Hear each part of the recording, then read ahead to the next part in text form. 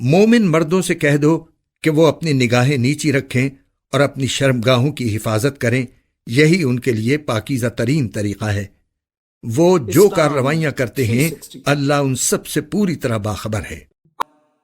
اور مومن عورتوں سے کہہ دو کہ وہ اپنی نگاہیں نیچی رکھیں اور اپنی شرمگاہوں کی حفاظت کریں اور اپنی سجاوٹ کو کسی پر ظاہر نہ کریں سوائے اس کے جو خود ہی ظاہر ہو جائے،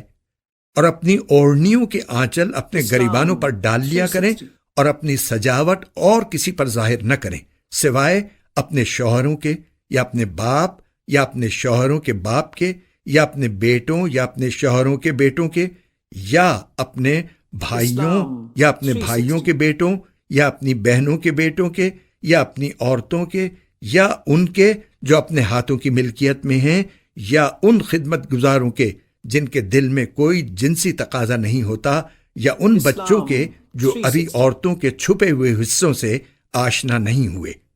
اور مسلمان عورتوں کو چاہیے کہ وہ اپنے پاؤں زمین پر اس طرح نہ ماریں کہ انہوں نے جو زینت چھپا رکھی ہے وہ معلوم ہو جائے۔ اور اے مومنو، تم سب اللہ کے سامنے توبہ کرو تاکہ تمہیں فلاح نصیب ہو۔